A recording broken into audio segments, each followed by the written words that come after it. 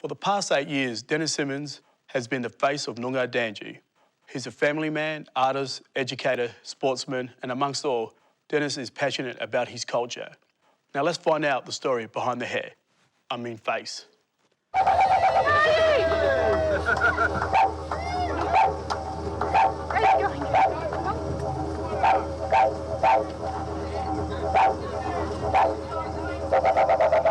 Yeah, I've never really met someone who seems to just live to give back.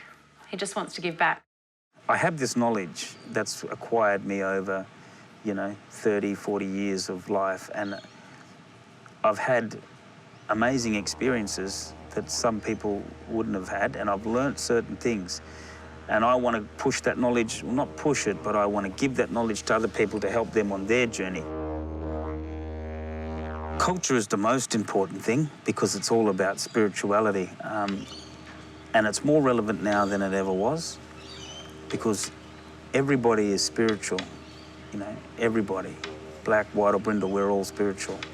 And in a modern society, we have taken away that spirituality. People have swapped it for money. I never had someone like him growing up, so I guess that's probably, I don't know, he's like a role model, so yeah.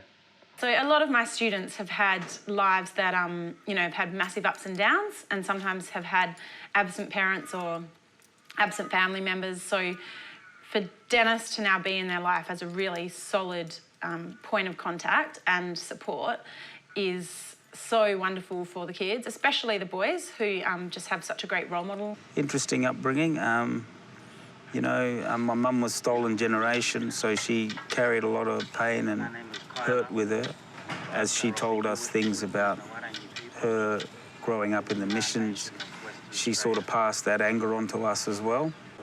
My son was born, young Dennis was born 24 years ago. And when he was born, I held him in my hands and I looked into his eyes and I had like an epiphany. And I just looked at him and I thought, it was like he was going to go through all the stuff that I'd been through. And I was like, no, this is not going to happen for him. It's not going to be the same way for young Dennis as it is for me.